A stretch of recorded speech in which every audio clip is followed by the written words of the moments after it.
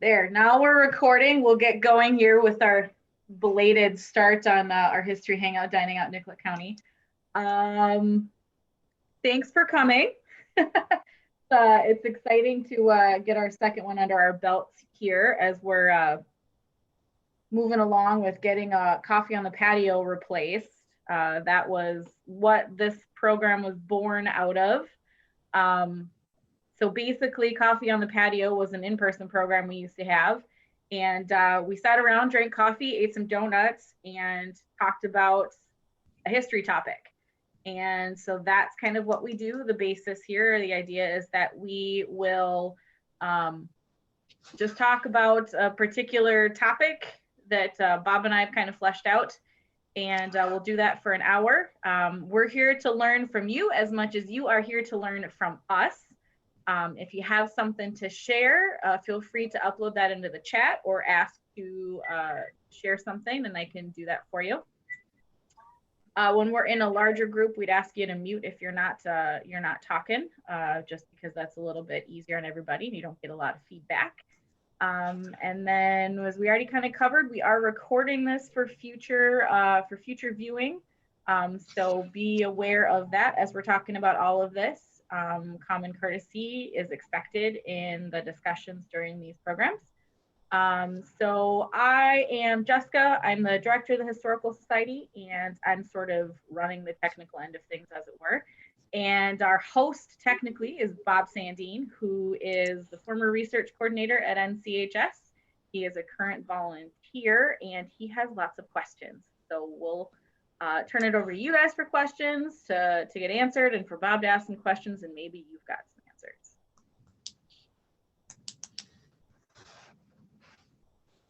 Okay, does anybody want to ask anything? Yeah.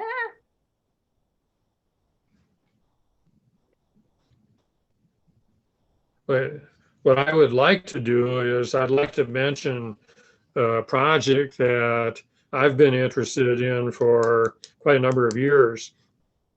And we've gotten Nita Austin, one of our volunteers and former board member, involved in helping with the project, which is to create an Excel document on the computer to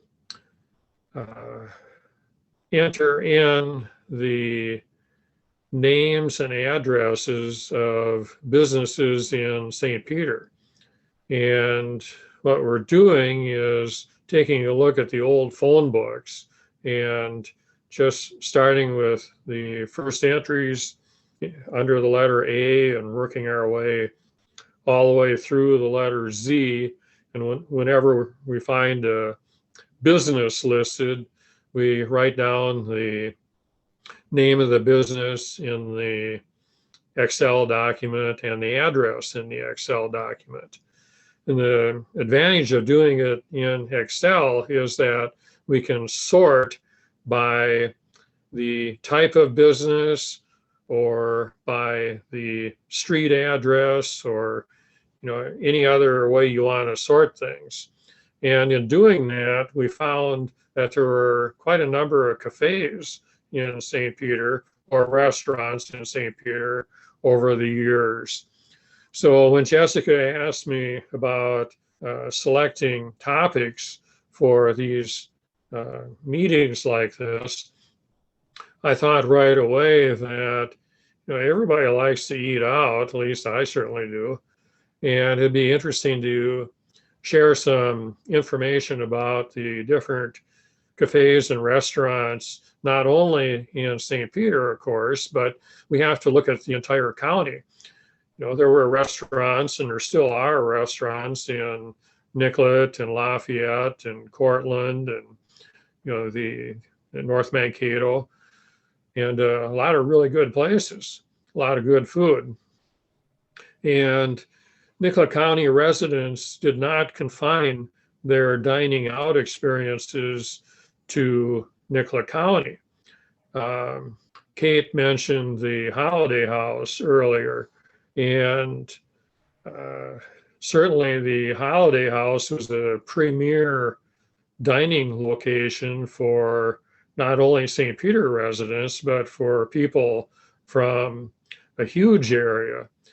They had seating at their maximum in excess of 800 people, as I recall. And if you went out there on a Saturday night, it was not unusual to have to wait and uh,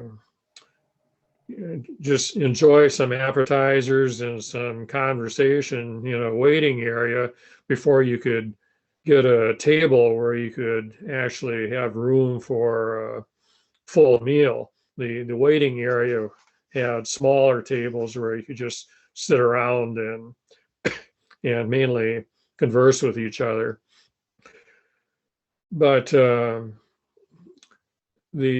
Holiday House drew people from not only the surrounding counties, but from all over Minnesota and from other states and even from other countries.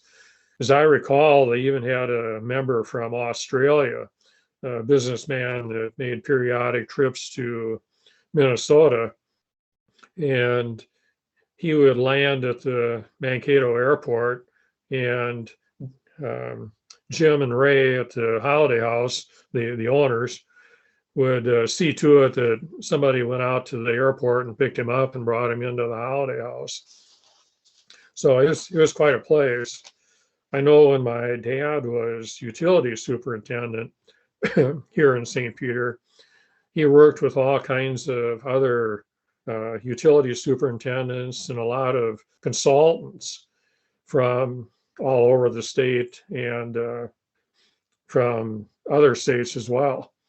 And if they were here on business, or if they lived close enough so that it was convenient to get together for social occasions, they quite frequently asked my parents if they would like to join them at the Holiday House. That was a place that was a private membership club. So if you were not a member, you couldn't get in. And of course, a lot of these consultants and other superintendents were not necessarily members. So they were always anxious to convince my parents to join them to dine at the Holiday House. But do we have any other popular places that you want to talk about at the moment here? Somebody asked. Yeah, go ahead. My recollection of the Holiday House was their Sunday brunch. They had I was never members, but somehow Sunday brunches were open or something like that, but they had an amazing brunch offering on Sunday mornings.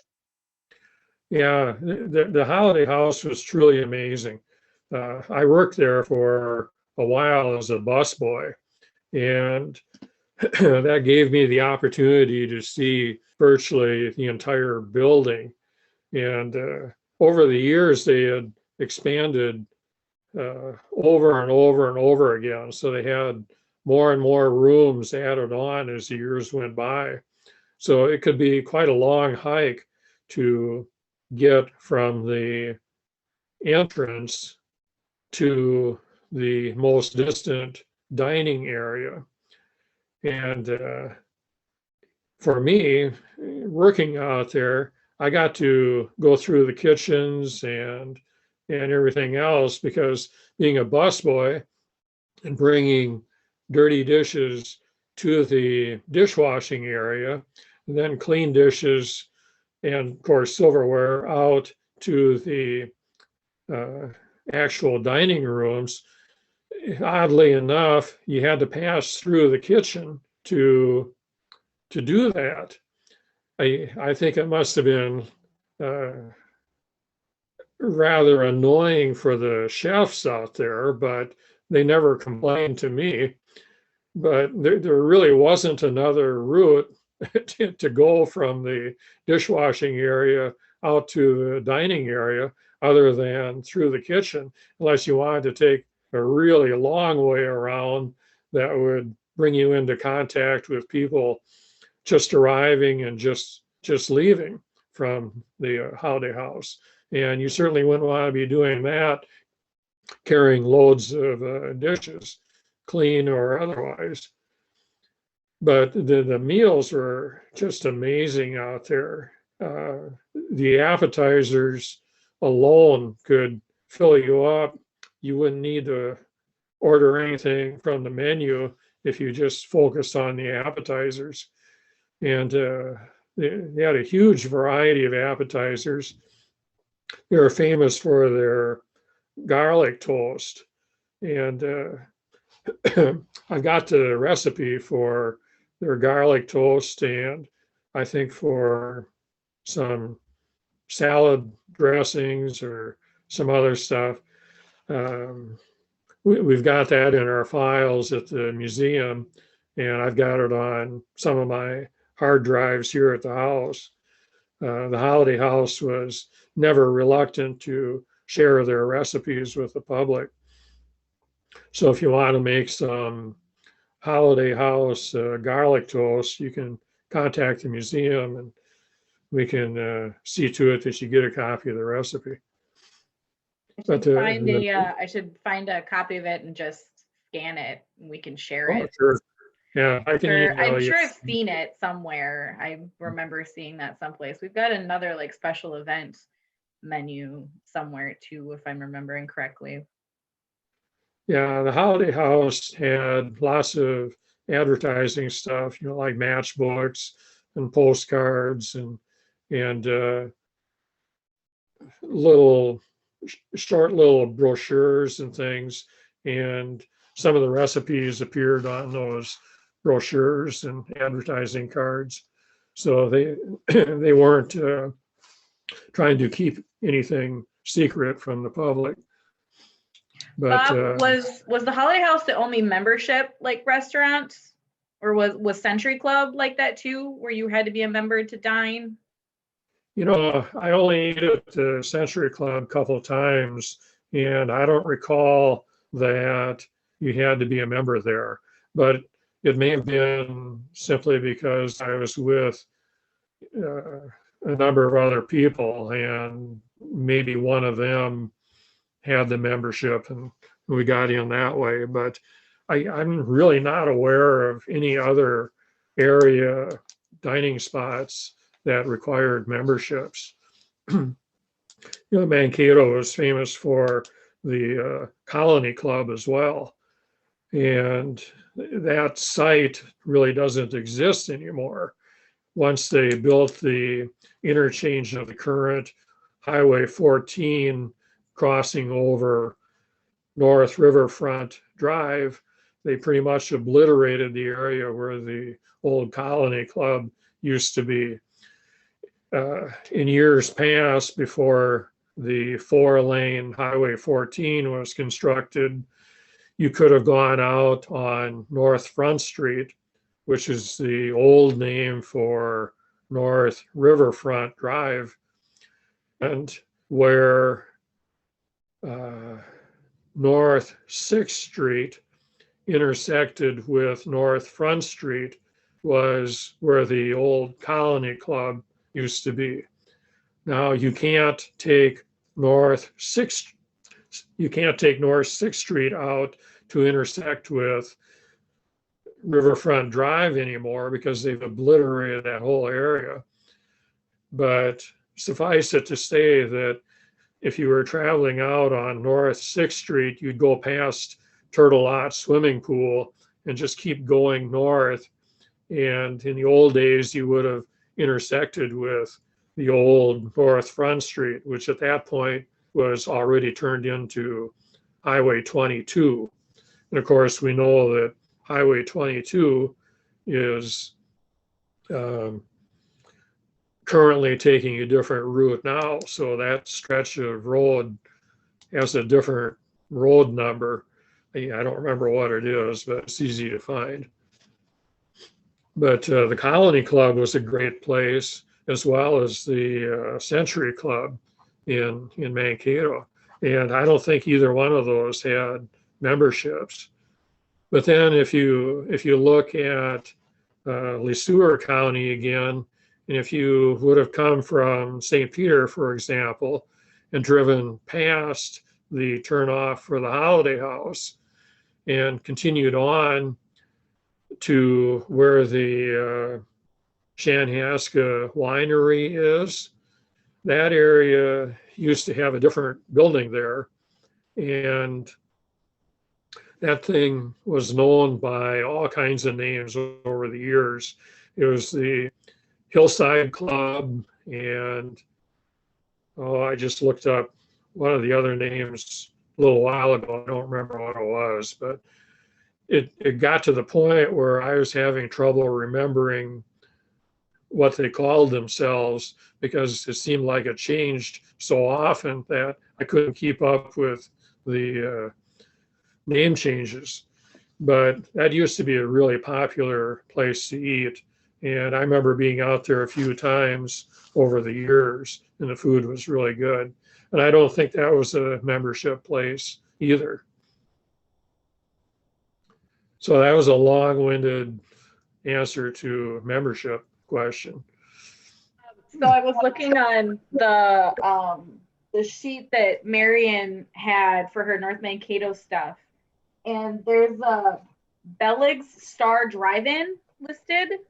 Do you know anything about Bellig's Star Drive-In? Bellig's? Yeah, actually, I think I looked that up earlier. I've got a bunch of old polk directories. Well, because there's thousands of them everywhere. Well, I've got a bunch of them sitting on my sofa here, and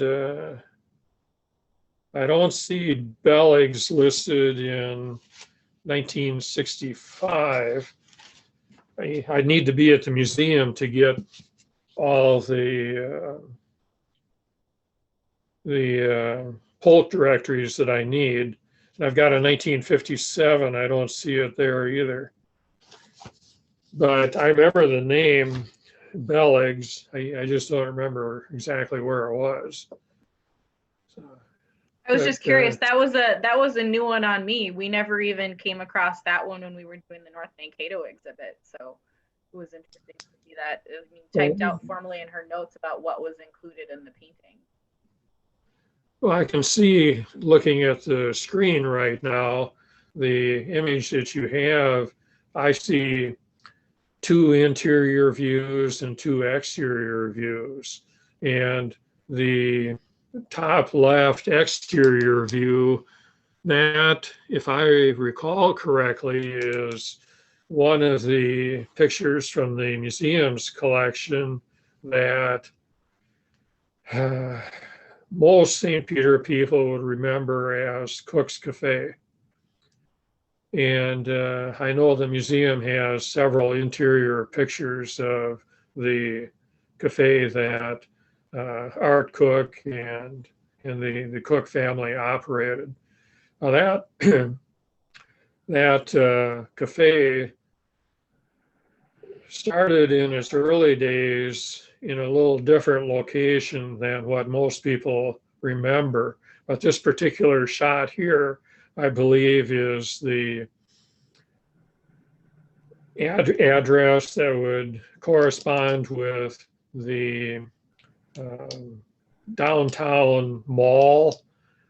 Let's see, it's on the west side of the 200 block of South Minnesota Avenue. Yeah, this one's from like the 1930s. Yep, 1930-ish. that'd be right. Yeah, Cook started well before that, back at least in the 1920s. And this was their second location. But I'm trying to think of the name of the downtown mall.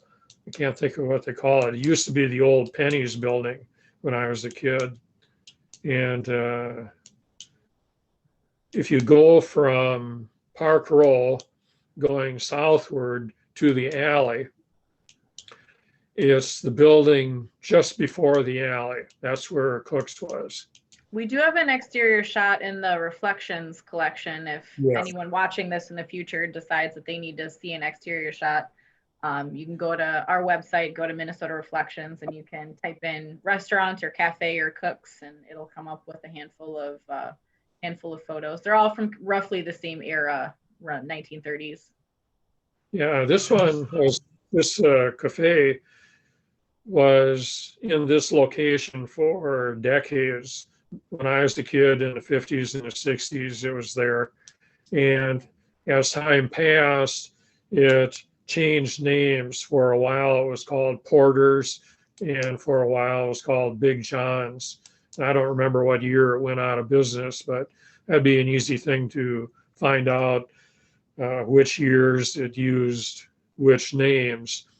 That's where our indexing project that Nita and I have been working on will come in really handy.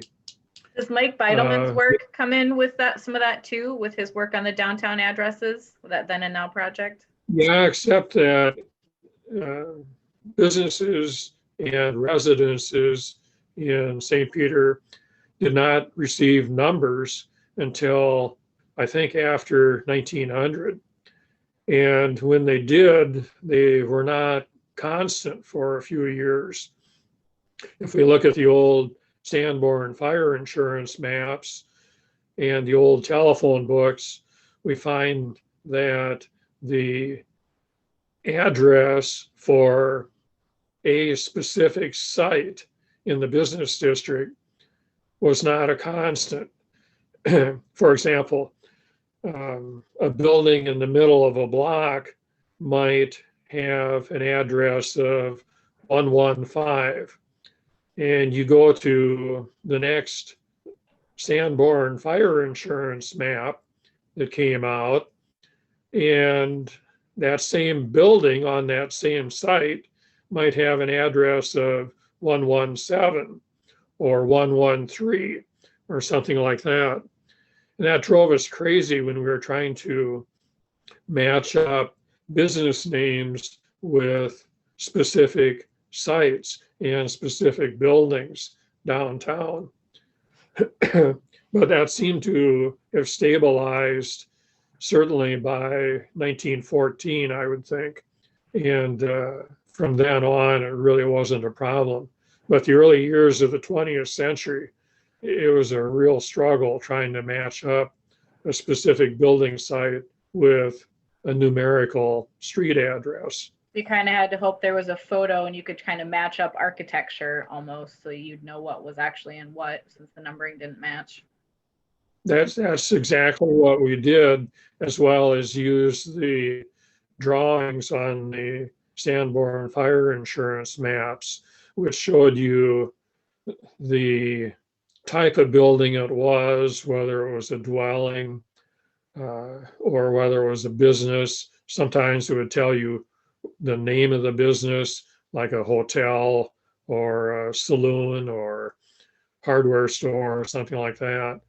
So between the photographs and the drawings and the text information on the Sanborn maps, we could figure out which street address matched which building in a given year. Do we have Sanborn maps on Reflections, Bob? I never thought of that because we only have a few. Let's see. I don't know if we do. I don't think we do. Well, I know they're not on there, but what I'm thinking is that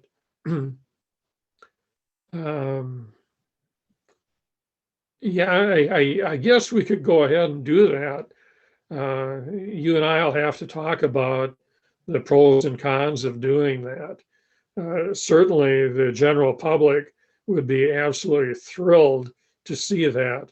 But Jessica and I have talked about some of the issues concerning posting items on Minnesota Reflections these days.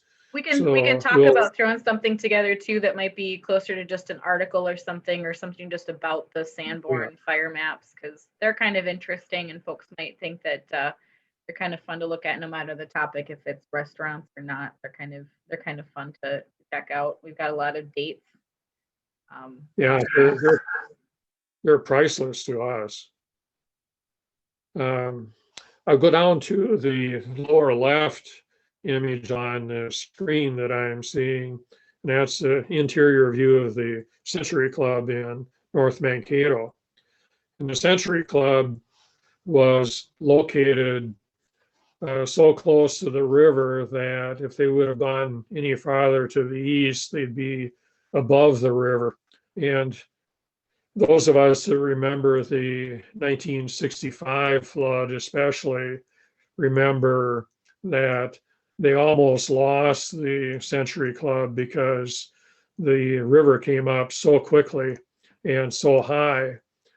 But they had an army of volunteers in North Mankato. I know a friend of mine from St. Peter went in an army truck and volunteered to sandbag in North Mankato.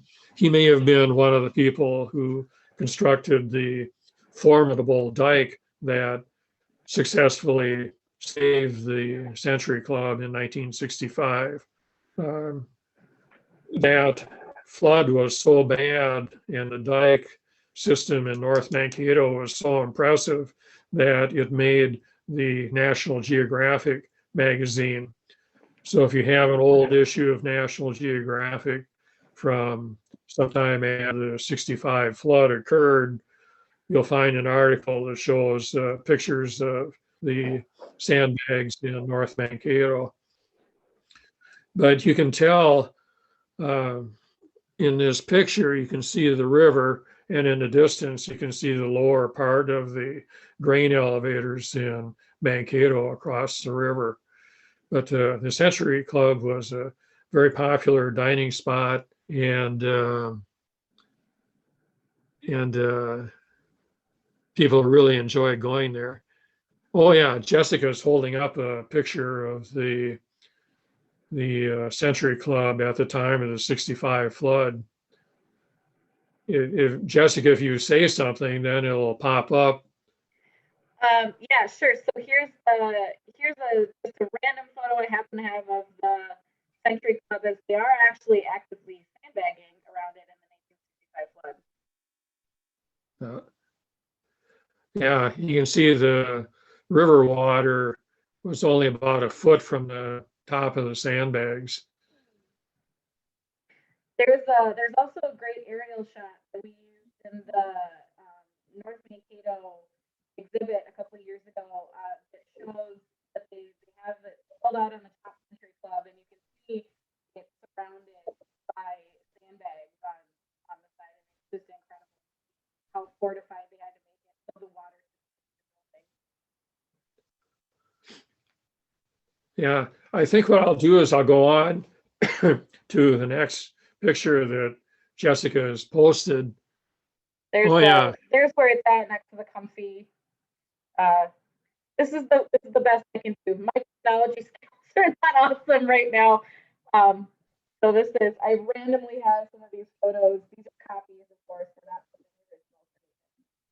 So this is a copy of where it's at. The fun part is this, if I could zoom in for you, there's actually a Diners Club sign outside, which I find fantastically fun to see. And just the context in this photo, and maybe that's a program for another day too, is just taking a photo and figuring what historians do with photos, which is really kind of fun because this photo says a lot. Yeah, the Century Club was at the far right, had the blue and white background on Jessica's photo there. And the Century Club was right beside the old Main Street Bridge that connected Mankato with North Mankato. And I went across that bridge hundreds of times. And that bridge was torn down when they completed the current Veterans Bridge in Mankato, North Mankato. The other picture that Jessica's got posted here in the upper right is the Arts Deluxe Cafe in North Mankato. And I jotted down an address for that from my Polk directories. And that was at 115 Belgrade in North Mankato. And as you might guess from the fact that it's on the 100 block, it was close to the Minnesota River. The 100 block was the first block along Belgrade Avenue once you reached the west side of the old Main Street Bridge and found yourself in North Mankato, having crossed from Mankato. And Marion Anderson used an image of Arts Deluxe in her painting of North Mankato, her stylized painting that shows a variety of locations in North Mankato. And she got a lot of feedback from that. People complained that she had used the wrong building and had the wrong address. And Marion said no, that everything was correct and that she had the photograph to prove it. And it turned out that, that Marion was correct. And the reason was that Arts was not always in the same location. The people that were criticizing Marion's painting were thinking of a different time period in which Arts was in existence. And in that other time period, it was in another location. Now, I remember North Mankato before it was altered dramatically by the construction of the current Highway 169, which wiped out the building that you see on the screen here, where Arts Deluxe was, and quite a number of other buildings as well, including at least 3 gas stations that I well remember, and the old Swedish Covenant Church, which has a different location up on the hilltop on the west side of North Mankato these days. It also has a different name. I think they call it Crossview Covenant, if I'm not mistaken. Then Jessica has a picture of the building that is currently occupied by River Rock in St. Peter. And the building she's got, to me, that looks like when it was the, now the building has an interesting history. It was built in 1867, and it's been every kind of business you can imagine. When I was a kid, it was the A&P grocery store, part of the Atlantic and Pacific grocery store chain. And then it became the Pizza Hut. This was the second location for the Pizza Hut. The first location was down on the 100 block, which would be 2 blocks farther north. It was at 123 South Minnesota Avenue. And I don't remember being in the one at 123, but I remember being in this Pizza Hut here that we're looking at. But there's also Pizza Villa, right? Pizza Villa, excuse me. Pizza Villa is what I meant to say. But there was also a time when this building was occupied by Gannon's Restaurant. And in 1962, Gannon's was in that location, but Gannon's later moved across the street to what's now the Godfather's Pizza building. And Gannon's was owned by the Gannon family, and they had really good food. I remember eating in both of their locations over the years. And I might add that the current Godfather's Pizza building used to be the First National Bank when I was a kid. And I remember it quite well when it was the bank. They've done quite a job converting an old bank building into a place to eat. I remember when it was the bank as well, but the Pizza Villa, it became past tense. Pat Nielsen, Jill Nielsen owned that. And they had on the walls of that, when it was past tense, they had some really good historical pictures of St. Peter up on the wall. I don't know where they went or anything like that, but that might be something we could look at with some of the buildings that are there. If some of the proprietors had old St. Peter pictures, that might be something they could donate. So, yeah. Yeah, Kate, you're talking about the building in the lower right. Yeah, the Pizza Villa that became past Yeah. tense. That became. Those pictures are in the community center now. Are they? Okay, good. Okay. Yeah. I had wondered about those myself. I had made inquiries, and then one time, I guess shortly after the community center opened, I walked in and went into the, I guess they call it like the senior room or something like that. And there the pictures were. I thought, well, now I know where they went. So I was very happy to see them there. They're actually enlargements of photographs that the Historical Society has. So we have those as photographs or postcards, and we could make our own versions that size as well. That's the same, a little off topic, but that's the same too. The stuff you see at the library, the ones that are at the courthouse, the ones that are at the grocery store, they're all pieces that we've helped them create to kind of bring the history into the businesses.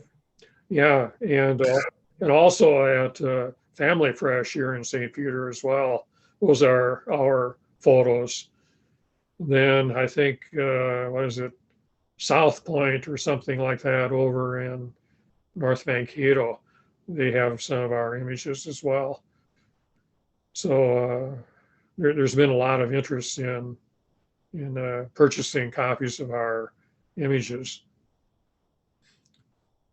There were an awful lot of good places to eat. I've got a heck of a long list here. And one of the most popular in St. Peter that has been gone for a long time was the Colonial Room in the old Nicollet Hotel. And I know that some of the St. Peter service clubs met there. I know that the Rotary Club met there because when I was in high school, another classmate and I were junior Rotarians one month, and we got to join the Rotary Club for a meal at the Colonial Room at the Nicollet Hotel. But I remember eating there for special occasions as well, and they were famous for their good food. I believe the Lions Club also met at the Nicollet Hotel years ago, which would have been a logical location considering it was right downtown and had plenty of room.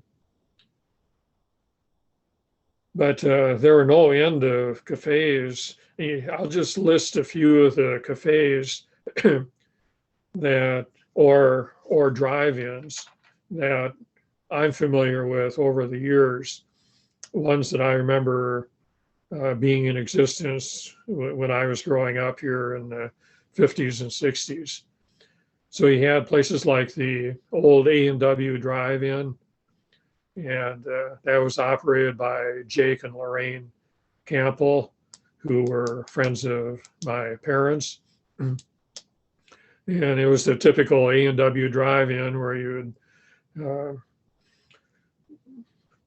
drive your car in under a roofed over area, and the usually waitress would come out and ask you what you wanted, and when they brought the order, it'd come on a tray that they'd hook to your driver's side window, or whichever window you wanted it to be on, and all the food was sitting on the tray, and you just hand it around to everybody in the car. And they had the best food. My mother was especially fond of their roast beef sandwiches, and I have to say those things were really good. But they had another drive-in. You had the Quick Stop, which is where the Dairy Queen is currently located in St. Peter. And years ago, when I was a kid, the Dairy Queen that I remember was farther to the north before they put in the current 4-lane 169. What we call Old Minnesota Avenue now used to be Highway 169.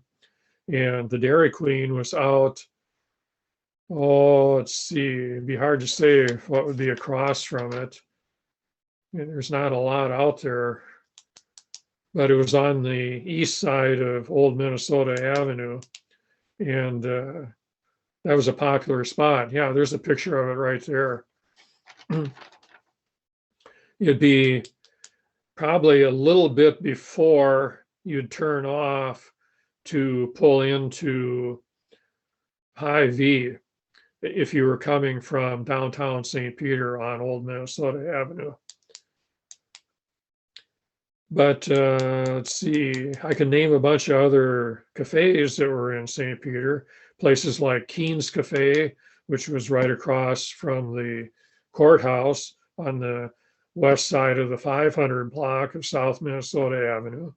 And all the buildings on that block have been torn down. It used to have all kinds of places. They had a grocery store and an automobile dealership and some other businesses. And then on the southern end of the business section of that block was Keen's Cafe. Then there was the Polar Maid at 317 South Minnesota Avenue. And that was a well-known cafe. There was Batty's Cafe at 409 on the same block as the old armory that used to be downtown. Let's see, there was Bell's Cafe that later became Thompson's Cafe at 105 South Minnesota Avenue. I remember going in there back in the days when you could buy a salted nut roll for 5 cents. I remember eating there with my dad one time. And there was a cafe on Nassau Street called Whalen's at 210 Nassau. And I remember going there once when I was in grade school. Usually I walked home for lunch, but my parents were gone for some reason. So they gave me money so I could walk down to Whalen's Cafe and have lunch at the cafe. And that's the only time I remember eating there. The building, I think, is still occupied by Thrivent. If you came out of River Rock and walked across the avenue, you'd walk into that building, but the entrance to the cafe was on the side street on Nassau toward the rear of the building. Folks drive down Nassau, you'll see that there's that wall that's got a little archway through it. That's kind of where that entrance was, right, Bob? Yep. There was a door there in that area, and that would take you into the cafe. I know many years later it was a travel bureau for a while. But there's a bunch of other places too. When I was a kid, one of the things that we liked to do was to go over to New Ulm every once in a while. and we would eat at Eibner's in New Ulm. And I can't give you a street address for Eibner's. It's been gone for decades, but I can tell you that it's on what I would call the north side of their main business district there, and not terribly far from the Kaiserhof, which of course was another popular place to eat. You know, Kaiserhof's been there a long time, and I wouldn't mind going back again one of these days when it's safe to do that. So Nicollet County residents had lots of options. I know over the years I've eaten in cafes in Lafayette and had some good meals over there. And I know of different places in Nicollet. I remember eating at a good place there. I don't remember the name of it, but it was out on the northwestern edge of Nicollet, away from the bulk of the community.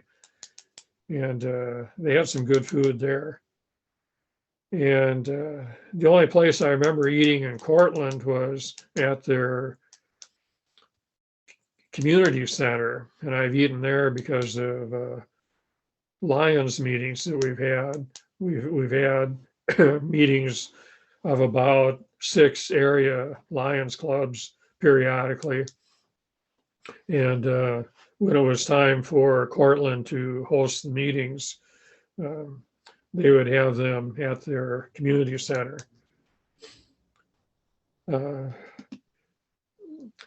Thinking about another interesting place to eat, I can say that when I was growing up in the 50s and 60s, we used to go up once in a while after church on Sundays to Gustavus Adolphus College.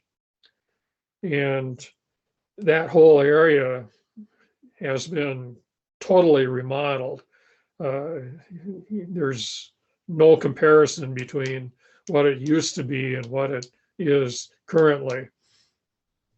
The thing that struck me the most in the old days was when you entered the building, and it's the same building as the food service building is today for the most part. And when you entered the building, to get to the dining room, you had to go up a flight of stairs. And wherever the students were eating, I remember that we had to make our way around all kinds of backpacks and items sprawled all over the staircase. Then we'd get to the top of the stairs, then we'd have to stand in line. And it took us a while on a Sunday, especially because everybody loved the food so much. Gustavus was always famous for its food, so you could have a bit of a wait, but it was always worth it because the food was so exceptional. So that was a rare treat to eat there in the old days. And now that they've remodeled everything, they've got the beautiful cafeteria on the north end of the food service building. And that cafeteria is open to the public. And if you haven't taken advantage of that in the past, you should certainly do so when you feel that it's safe to dine in public again, because the food is really, really good. But the real treat at Gustavus now, when there's not a pandemic raging, is to be able to eat from their buffet. Typically, in the absence of a pandemic, the Lions Club of St. Peter meets at Gustavus on Tuesday noons. And we go through the buffet line, which is also open to the public, I believe, on Wednesdays at noon, if I'm not mistaken. And the food is just phenomenal. You can take as much as you want, and if you do, you'll go away so stuffed that you'll be lucky if you can get up out of your chair afterward. And if you're really lucky, the best of all is when you go to an event that is more formal. Over the years, I've gone to formal Lions Club meetings up there where we've invited these other 5 area clubs to join our club. And Gustavus pulls out all the stops and gives us the most exceptional meals you could possibly ask for. So when it's time for these annual group meetings where we bring the 6 clubs together, the other clubs are always very hopeful that St. Peter will volunteer to host the event because everybody knows they're going to get an exceptional meal. I've also been to one of the Nobel Conference dinners, which was really good. And I also had the great privilege of having a midday meal with the King and Queen of Sweden when they were here on one of their visits. Of course, it wasn't just the King and Queen and me.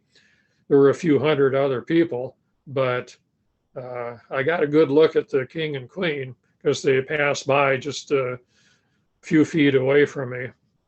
And the food, of course, was exceptional. So we're very fortunate in St. Peter that we either still have or have had some exceptional places to eat over the years.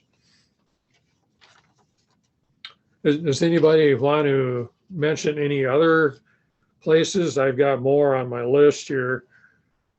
Does anybody have any questions about anything? We're gonna go for about another 5 minutes or so, Bob, and then we'll hit we'll get close to our hour. So if anybody's got anything else to share, or if you've got something really important you want to share,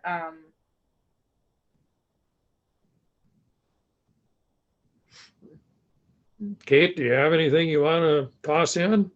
Actually, I kind of think the history of what is now the Nicollet Cafe, the Oodles thing, that place has kind of gone through several iterations as well. There are a lot of places that are still good that have been something else in the past. Yeah, Oodles is a particularly good example. It was the Cat's Away for quite a number of years, and that was a longtime favorite of a lot of people in St. Peter. And then what do they call the Mexican place that's now in the old Country Kitchen location? El Agave. Yeah, they were in there. And I personally love the El Agave food. They're next to Dairy Queen now here in St. Peter after they left the site that had been Cat's Away, and Oodles and all these. I remember Oodles being in that Cat's Away location that Kate mentioned. That was a good place. I'm especially fond of the Nicollet Cafe. I pick up food every week from them to help them stay in business during the pandemic. And everybody in my family that's eaten there, it's a favorite for them. We just love their food. They've got a terrific fish meal. Let's see, the Alaskan pollock is just absolutely marvelous. My brother-in-law and I are big fans of their Alaskan pollock. And that reminds me, speaking of good food and especially good fish, my brother-in-law and I are also big fans of the walleye over in North Mankato at Nicollet. Nicollet has really good food, at least in my opinion. So if you're looking for a good meal, that's definitely a place to go. Great breakfast. I'm a big fan of the biscuits and gravy. Sounds good. Yeah. Well, Jessica, you'd like the breakfast at Nicollet Cafe if you haven't tried those. I haven't done breakfast over there. I like the Belgian waffle with strawberries and whipped cream. We meet once a month in normal times, not during pandemic, of course, but we meet once a month normally for the Lions board meetings there at 7 a.m. on the third Thursday of each month. And I'll tell you, their breakfasts are fantastic. So if you like the stuff with the gravy, you'd love what they have at Nicollet Cafe, because that's a popular item among some of the Lions board members. Well, I know I'm speaking at Lions in March, and I know I'm going to miss my lunch at Gustavus. Yeah. Yeah. I like the fact that you mentioned that we get to pick up food from our favorite places these days and can support them continuing to be able to be in business, because I think there are a lot of people who are doing that. And I think I haven't heard of anyone in our area, I don't know, maybe I'm not paying attention, who has had to close down because they didn't get enough support from local people. So we have good places to eat in this county. Yeah, I walked by a place that had been a Chinese restaurant across from River Rock and just a little bit farther south. I can't remember what they called themselves, but I used to pick up food quite often. My mother and I particularly enjoyed their Chinese food, but I walked by there just a few days ago and the place looks like it's vacant. That's the only place that I know that we've lost in the course of the pandemic. But, you know, we've also got fantastic places like Patrick's. The food at Patrick's, I think, is fantastic. Even their pizza is really good. And you don't normally think of Patrick's and pizza, at least most people don't, probably, but it's patty melt. Yeah. Oh, absolutely. And the best buffalo wings around. That's my personal favorite. That's where I get most of my food to take out, because it's just my personal favorite place. So, well, and it's got a lot of history. Yep. Have you ever tried the shawarmas at the food co-op? Oh, well, yep. That's the food co-op. Anything they have is excellent too. So yeah, we have a great selection. People come from all around to go to our food co-op from around the state. If you haven't had one of their shawarmas, you're really missing something. Yeah. A few years ago, I mentioned it to my sister and my brother-in-law, and they like shawarmas. They could get them in Mankato, but yeah, they'd never had one from the co-op. So I said, well, you're in for a treat. And when they first tasted the co-op's version of a shawarma, they said it's probably one of the best things they've ever eaten. Yeah. And yeah, I think they're amazing. And just the co-op history and as a restaurant and so on. I mean, I remember back when it was in that little house across from the woolen mill, and then back into where I think it's Jake's Pizza is there now, and the sandwiches, the Greek and the vegetarian sandwich that they had there, that was sustaining me for a long time. So yeah, and then into the new location and the great food they've got. So yeah, excellent. Yeah, we really shouldn't ignore Whiskey River. Oh, no. Whiskey River had the original Whiskey River, which would be east and lower than the Whiskey River that most of us remember. Right. And the comparison between the two places was like day and night. The original one it was okay, but the second version was vastly improved. We'll put it that way. And we were and talking about that. Yeah, I should tell you that Whiskey River was owned by Bobby Wright and Chuck Mines. And Chuck Mines passed away quite a number of years ago, but Bobby ran Whiskey River until it went out of business. And I've known Bobby all my life. His grandmother used to live on our block and take care of my sister and me when we were kids. So I've known Bobby and his parents and some of his siblings for all my life. And Bobby used to work out at the Holiday House. He spent, I don't know how many years working out there, which is where he learned his skills at operating a place to eat. So he had training from the best. Jim Martell and Ray Schwegman, who operated the Holiday House, were absolutely outstanding. You know, when the Holiday House closed, as far as I know, Jim Martell retired, but Ray went over to Mankato and opened up Stoney's at the top of the North Riverfront Drive hill, where 3rd Avenue intersects with North Riverfront. And he ran Stoney's for quite a number of years, and that was really good. His Welsh rarebit was real good. Really enjoyed that.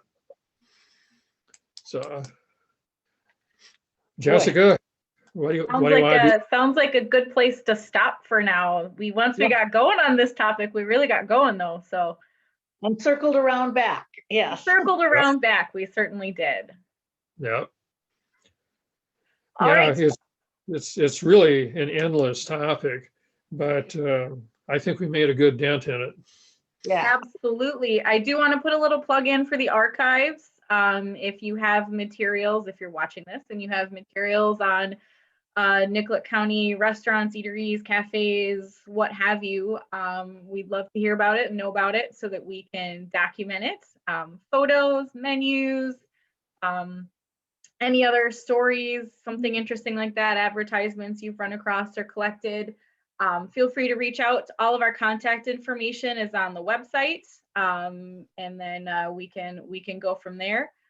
You can certainly give us a call too. Our phone number is on our website as well, and we'll get back to you if we're not there to answer.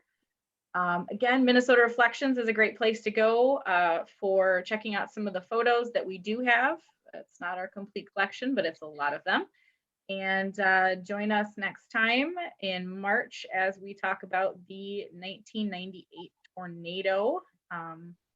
More information about that is available on our website and our social media channels.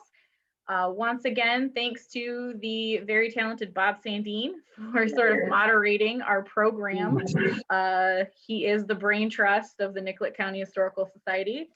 So if you do have a question for him as well about something, feel free to reach out to him. Again, contact information is on the website. And we will see you next time. Thanks, Bob. Okay.